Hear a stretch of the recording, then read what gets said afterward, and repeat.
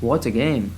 Whether Quick Team wants to fix this adorable mess of a kart racer or not, I thought I might as well share my list of the 32 ways that this game could be improved. Number 1. Improve the control scheme. The default control scheme of this game is laughably bizarre.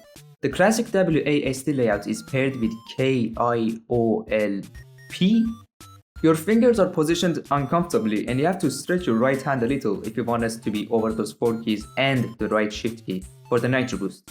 A layout like the one on the screen seems much more reasonable to me, even though some of these mechanics feel unnecessary to me as well, which I'll get to later on. I haven't tried the game with the controller, but after taking a look at the bindings in the settings, it doesn't look very promising to me. Now I do appreciate the presence of mapping settings, but it doesn't mean the default scheme shouldn't be good. It's not the player's job to design the game for themselves. Number 2. Add more animations. If they try to keep the characters as close to being an actual animatronic as they could, they've nailed it. The characters are incredibly soulless and expressionless. They have no extra poses and most of them don't even have an idle animation. No animations in the character selection menu either. Make them move and show emotions a little. Number 3. Remove/revoke the class mechanic. You have a set of first grader, second grader, and third grader students who have a unique set of card statistics for themselves, which means that the strongest card for every class is different. I didn't even know what it does until I watched the video on YouTube. Initially I saw the statistics of the cards are randomized. All this mechanic does is limiting the player's options and forcing them to use a certain card with each character. It also makes the value of each card irrelevant since their stats are different every time anyway. Number 4. Change the fonts. This font is hard to read. I'm sure you can find many sans serif fonts out there which fits the theme of the game. The HUD of the game also uses fonts very inconsistently, as if every sprite comes from a different video game. Number 5. Explain the damn game. There is no tutorial or instruction in this game whatsoever. It doesn't even show you the control scheme. And some of the mechanics in the game are so obscure or vague that you will not be able to understand them unless you watch some Angel's Ultimate Mastery Guide on YouTube. I also had no idea how the monster works until I watched the video after playing the game. There was nothing in the game to help me figure out how he works. The fact that the target demographic of this game is children doesn't help the case either, because they need tutorials more than anyone else. So please just add a tutorial. Number 6. Fix the standing start. You don't want to hold the throttle key before the race begins. Wait for the countdown to end and then start throttling, because the game may not register your inputs beforehand. You even get punished for doing it sometimes. If you're throttling before the countdown ends, you may get hit by something. And this happens to some of the AI enemies too, so even the fucking AI is impatient about this. I would also like it if lolwits were to be present during the standing start, so that we could run over them. For the lols maybe.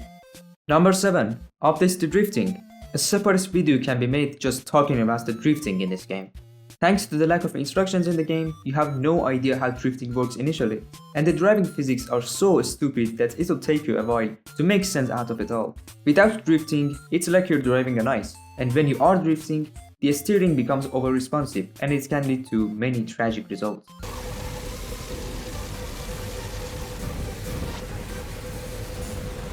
Eventually, I got the hang of drifting in this game, and wow, look at this shit!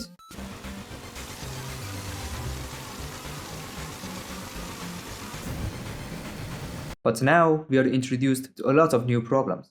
You can recharge your battery by drifting, but to recharge any noticeable amount, you must drift for a certain amount of time, which thanks to the horrible level design, you can't do it consistently enough. On top of that, the battery is supposed to be fueled for using nitro boost in order to drive more quickly, yet drifting in this game gives you a much bigger speed boost than everything else. So what's the point of using the nitro boost anyway and get yourself in trouble during the night shift? Nothing actually. You don't need to use anything else in this game once you master drifting. You're not in first place? Just drift. You don't have items? Just drift. You're low on battery? Just drift. You pretty much just want to win? Just drift, baby. Combine the drifting with the driving. The carts share no sense of weight without it, and I don't want to keep getting off the track because of how aggressive the steering and speed boost become. And make sure you leave some room for the other mechanics to matter as well. This is kart racing, not a drift zone. Number 8. Fix the collision physics. The physics in this game will make you cry. Sometimes they're normal, sometimes they bounce you around like a ping pong ball, and sometimes they're outright illogical. Why do I have to crash when I collide with a car driving in the same direction? It has fortunately become far better than it used to be during launch, but it still has a long way to go. Number 9. Improve the reversing. Why is the reversing like this? Look at this!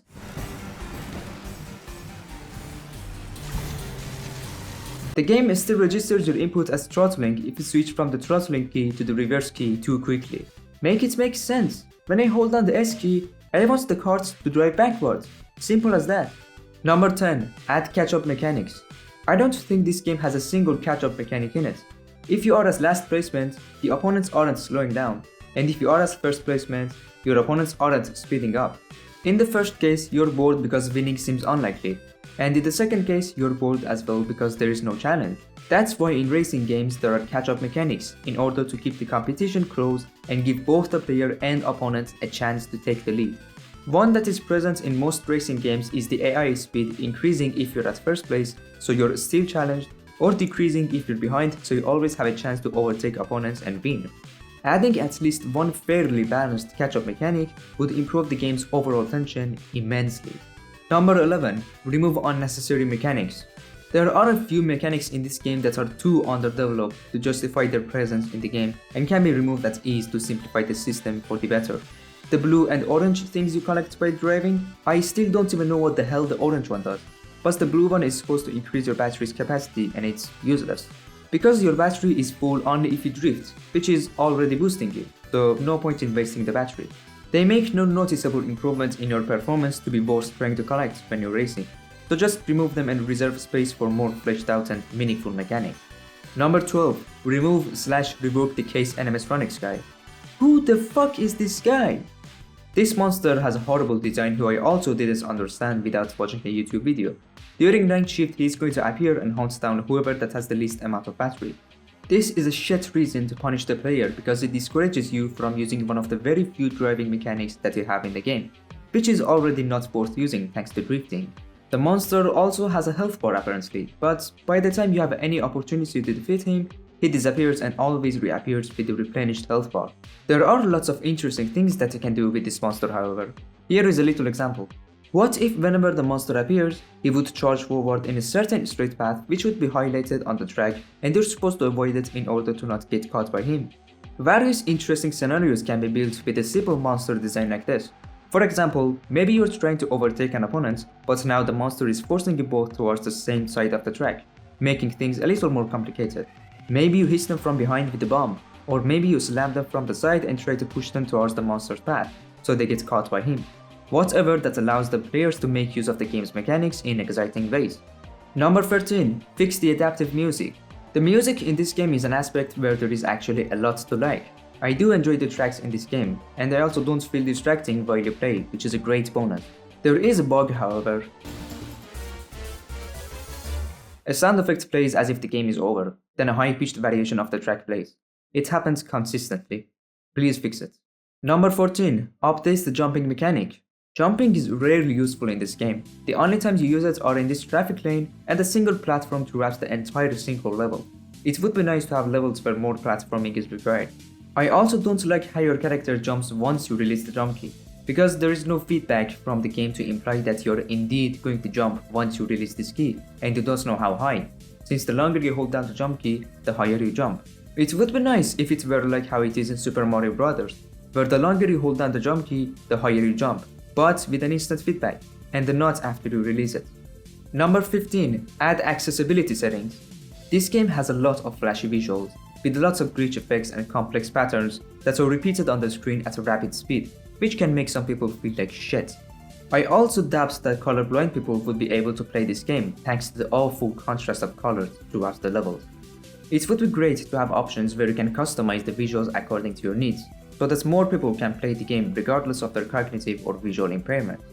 GameAccessibilityGuidelines.com. It's a great website, please check it out quickly. Number 16. Rework the battery mechanic. I've already said it, using Nitro Boost in this game is pointless. Just drift like it's Need for Speed. Until the dominance of drifting is at rest, all of the problems with the battery mechanic remain irrelevant, so I won't bother discussing them. Number 17. Expand on the night shift phase. The night shift phase is very underwhelming at its current state. There is nothing to it other than a terribly designed monster. There is so much that can be done with the night shift phase, It would be nice if it were to feel like a new mod and have a monster that actually feels like a threat, who adds tension to the game and not a pure nuisance. Number 18. Fix the AI. I'm genuinely curious about how the nav meshes look like in this game. The severity of the problems with the AI varies in each map. In photosensitive motorists, it's the worst, and it's why most of the time you have almost no competition throughout the race. Sinkhole is a close competitor. It sometimes feels like they have no sense of direction in the game and try their hardest to drive through some obstacle and get stuck for as much as they wish. The bizarre race durations that you sometimes notice the opponents have in the leaderboard is a result of this. I don't want drunk drivers as my opponents. I don't know about you. Number 19. Praise the player a little. It's insane how anticlimactic it feels to win a race or just do anything, because the game almost never praises you for your performance. Just a leaderboard at the end while your character makes no expression, and some confetti animations that play regardless of your placement. Shower the player with praise, make them feel like they've actually accomplished something by winning the race or even doing something as small as getting an opponent stuck in exotic waters. I want something like doggo crying in the background when I win the race. Number 20. Expand on the traffic lane. It's super annoying to get hit by the many cars in the lane. It's also super bare bones, because there's nothing interesting to do in the lane and you have no reason to drive through the right side of the lane, other than a lame shortcut. What if driving through the right side speeds you up? What if there were less cars but all of them drove in the opposite direction? What if you're safe from the monster in the right side because it would get hit by the cars? So much you can do with this tiny piece of the track that you've named the whole level after.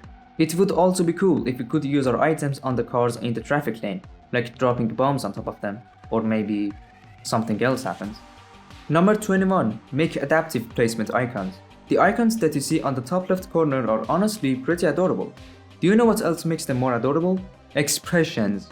There could be a feature where the expression of them changes depending on their placement and distance with their opponents. Your character could look embarrassed while you're at last place, and look exhilarated while you're at first place.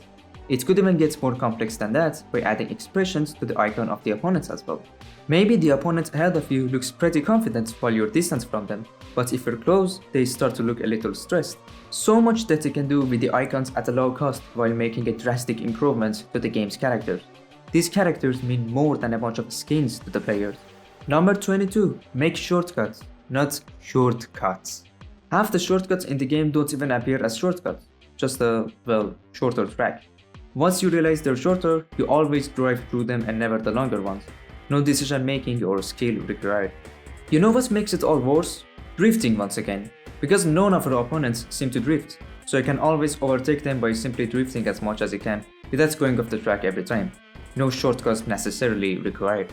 Number 23. Improve the navigation. Navigation in this game is nothing short of atrocious. Many things play a factor in this. The contrast of colors, the lighting, the lack of a minimap or guides on the tracks, and secondary tracks that are hard to notice at first glance. Therefore, it can be easy for players to get lost in the levels sometimes, especially in the sinkhole. It's not as problematic in Fazbear Hills, and one of the reasons for that is the use of stripes on the track during the night shift. They are actually a great element to use in order to maintain the tracks and the direction's visibility. They look nice and highlighted very well, whereas in a level like Midnight Miseries, the track and the dirt pretty much blend together, especially with the darkness of the environment during night shift. Some people have suggested adding a minimap, but I personally wouldn't like that. If they were to address the navigation problems like how poorly visible the tracks can be at times, then the game won't need a minimap. Number 24. Fix the camera. Whoever that has played the demo knows what I'm talking about. I even noticed myself tilting my own head whenever I drive through one of these tighter tracks. It's super disorienting. Fix it. Even simply locking the camera's angle aligned with the player's cards would do wonders. Number 25. Fix the levels. Fazbear Hills is super anti-fun. Midnight Motorist has less problems but still far from good, and the sinkhole is straight up abysmal. The tracks in Fazbear Hills are too tight. The turns don't give you enough space for proper drifts most of the time, and it's super easy to get off the track in this level, especially when it comes to this slope nearly at the end of the lap. Midnight Motorist is significantly smoother when it comes to the track, and it's far easier to drift in it. But the traffic lane is currently very underwhelming and there is little to no variety. The sinkhole is just bad. The geometry which messes with your driving speed and even the items. the title tracks, the bugs, the unappealing visuals. There is so much wrong with it. I would personally throw it away and work on it from scratch, because it's seriously much easier to make a new one than to try fixing this. Another problem that all 3 levels have is the lack of variety in visuals. All 3 levels look the same throughout the entire lab, and they're definitely going to look boring when you go through them 5 times in a row. Number 26. Updates the items. Cupcake is just a little speed boost. The door is nice and rather fairly sized. The rocket and blaster are a little too similar to each other, though the blaster is super inaccurate, so I would remove it. The bomb is fucking annoying. The opponents not throwing it but blowing themselves up with it doesn't help either. The exotic butters are very interesting. The area of effect is too big, it stalls you when you drive through it, and for a few seconds your driving is even floatier. 3 benefits and not a single risk for the user is ridiculous.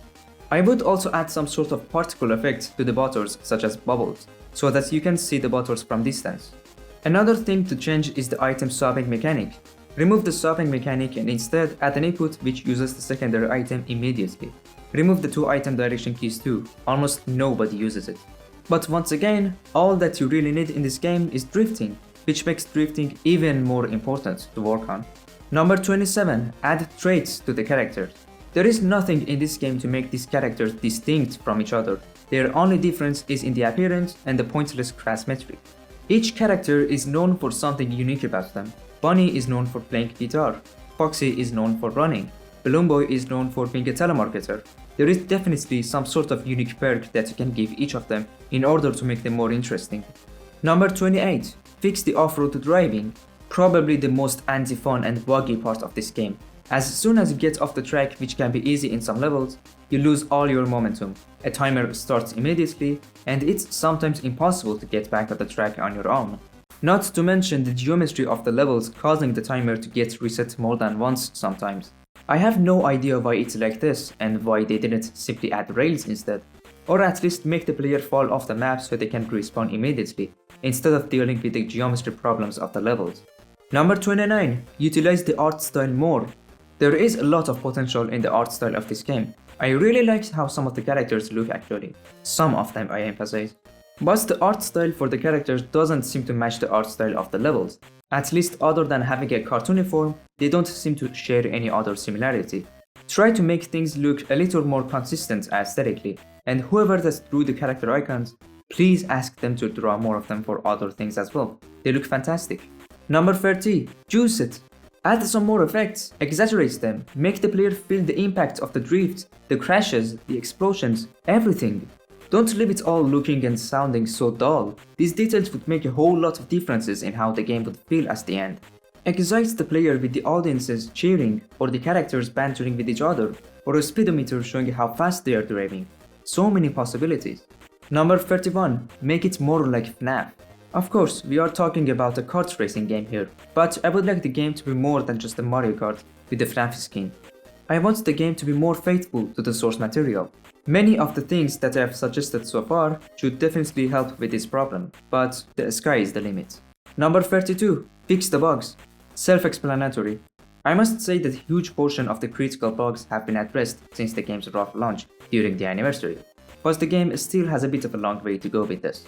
I have already mentioned a lot of the more important bugs throughout the video, but there are definitely a bunch of others that I have left out. Number 33. Hire me. No, I'm joking.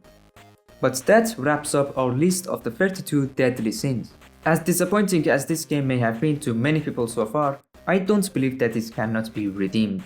But that really depends on whether ClickTeam is willing to address the problems present in the game. I must say that it's super odd how ClickTeam was hired to develop this game, because they are game engine developers, not game developers, entirely different disciplines. But what's done is done, and we can only hope that by the time the full game comes out, most of, if not all the problems that I mentioned are addressed. We'll have to wait and see how it all goes. Thanks for watching.